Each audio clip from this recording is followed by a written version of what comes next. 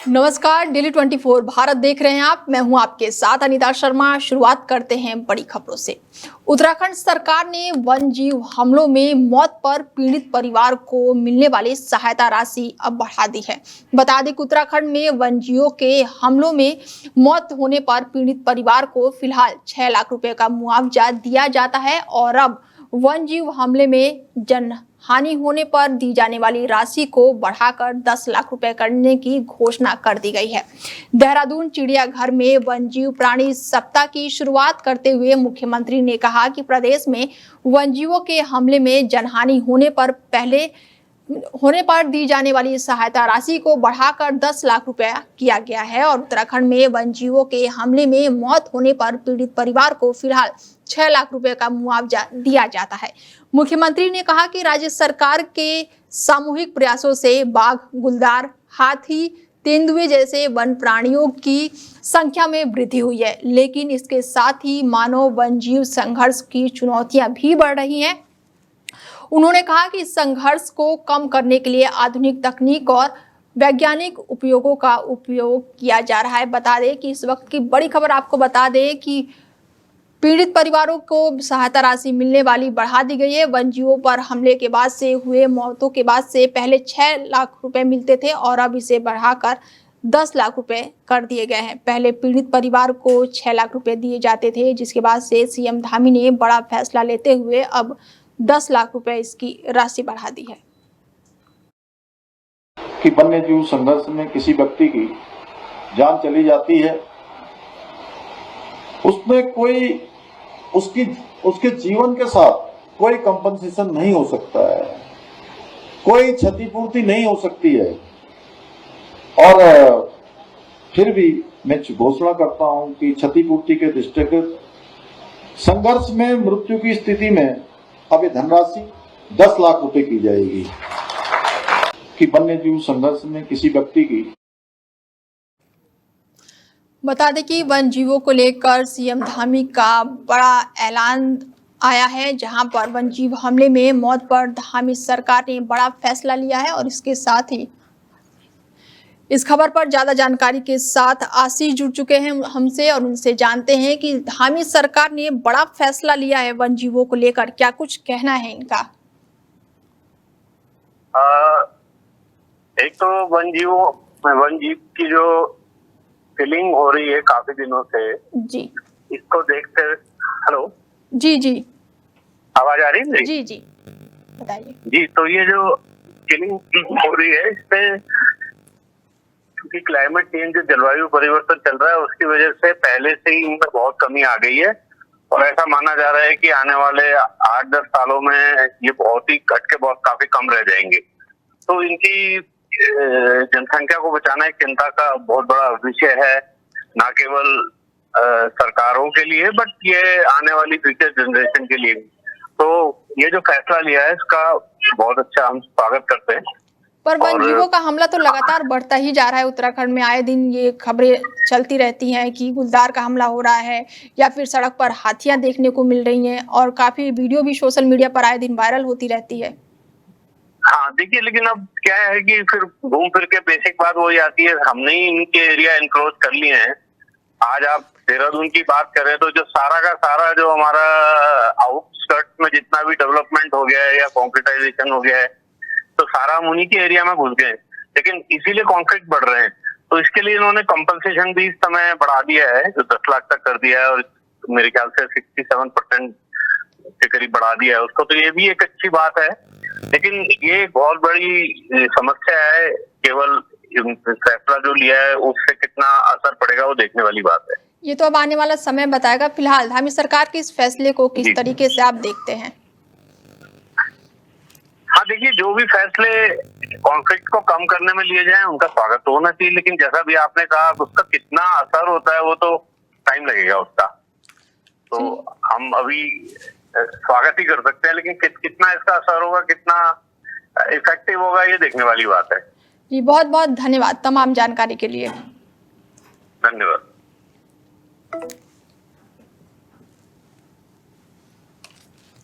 तो धामी सरकार का ये बड़ा फैसला था, जहां पर इन्होंने वन्यजीव हमले में मौत होने पर पीड़ित परिवार को 6 लाख राशि बढ़ाकर अब फिलहाल 10 लाख रुपए कर दी है।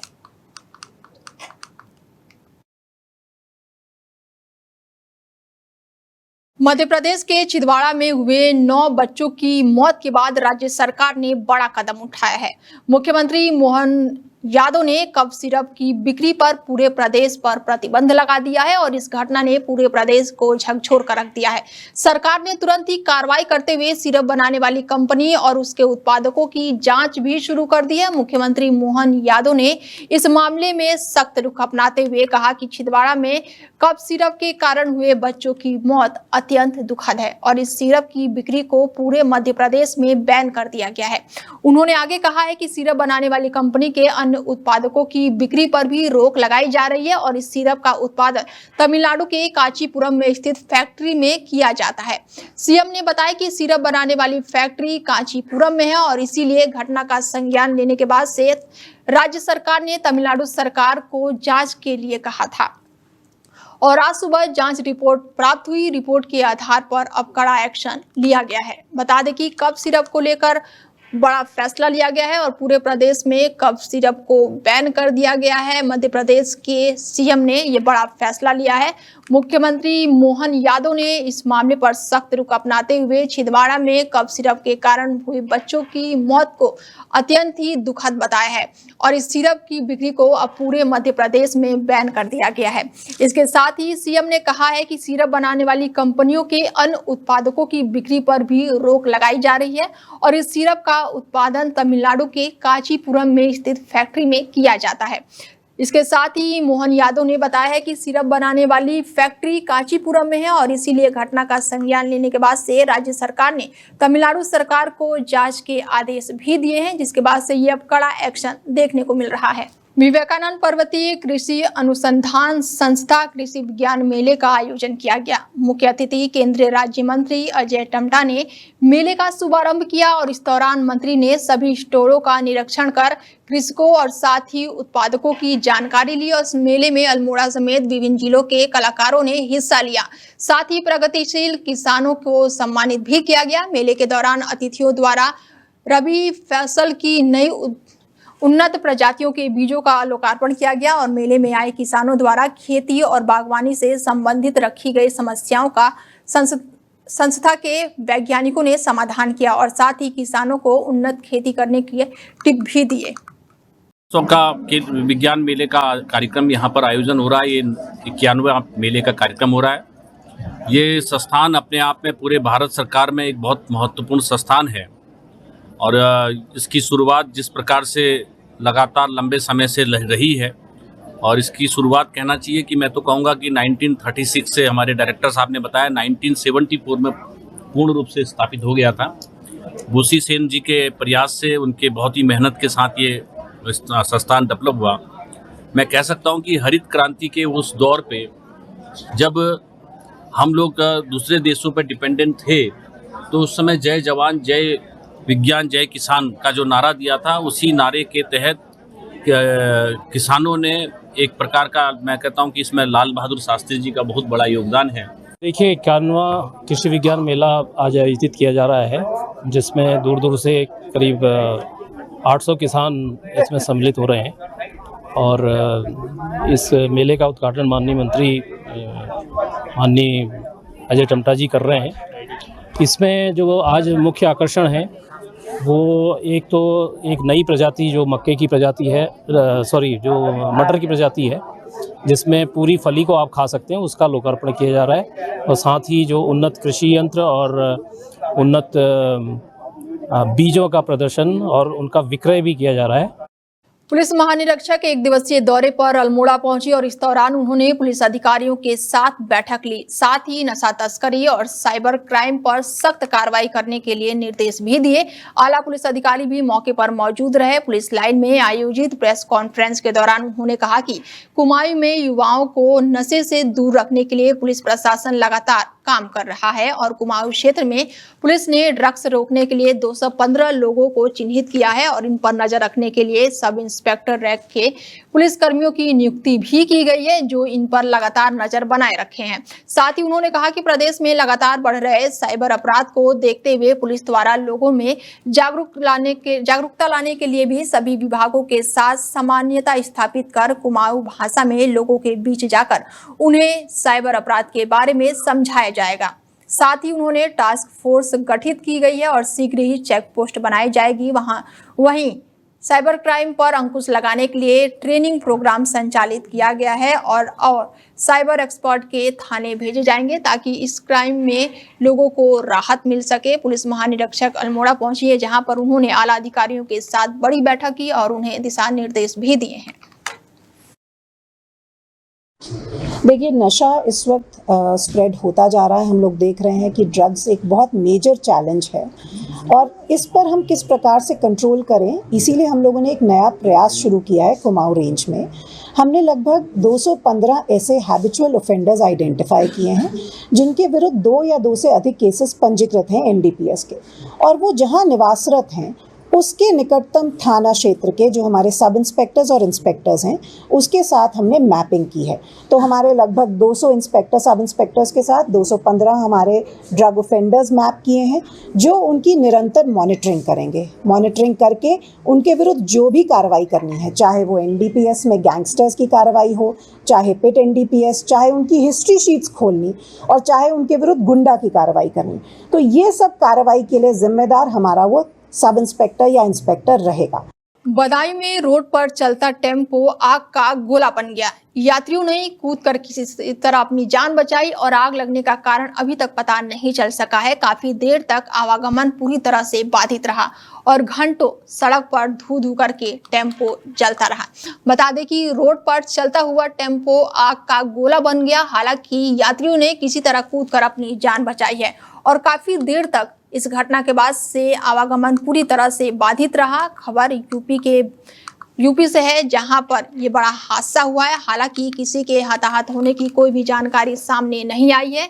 खबर यूपी के बदायूं से है, जहां पर रोड पर चलता टेम्पो आग का गोला बन गया और यात्रियों ने किसी तरह कूदकर अपनी जान बचाई है। आग लगने का कारण फिलहाल अभी पता नहीं चल सका है और काफी देर तक आवागमन सड़क पर बाधित रहा और घंटों सड़क पर धू धू करके टेम्पो जलता रहा। संदिग्ध परिस्थितियों में युवक और युवती का शत विक्षेत्र शव मिलने से इलाके में सनसनी फैल गई है और ये दिल दहला देने वाली घटना मूसानगर थाना क्षेत्र का बताया जा रहा है, जहां पर जंगलों में शव मिला है और ग्रामीणों ने दोनों शव को देखकर तत्काल ही पुलिस को इसकी सूचना दी।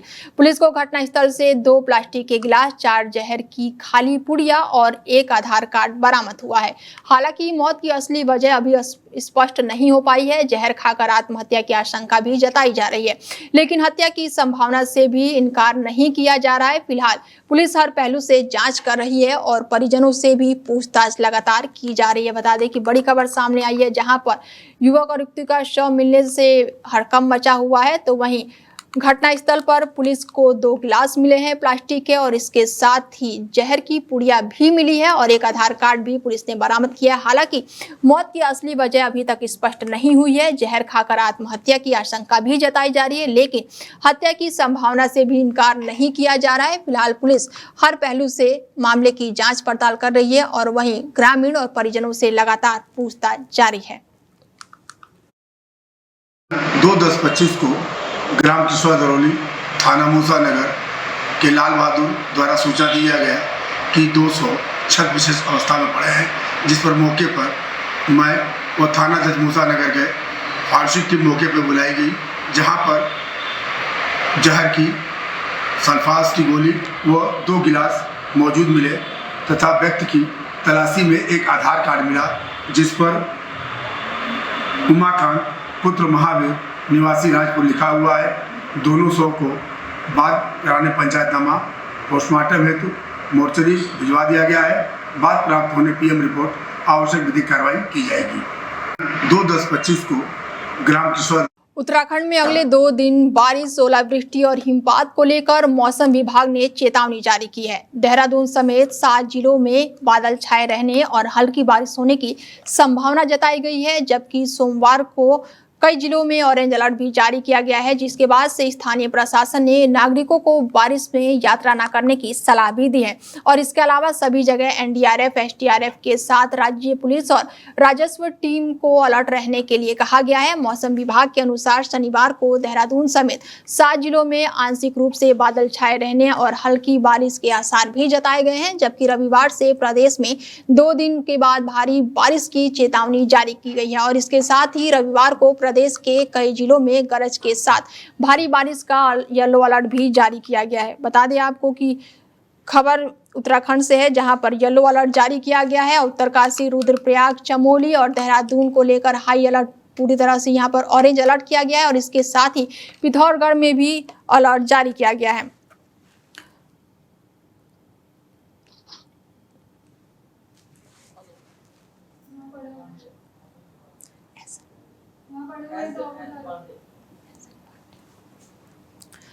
अब इस खबर पर ज्यादा जानकारी के साथ एसएन पांडे जी हमारे साथ जुड़ चुके हैं। बहुत स्वागत है सर आपका।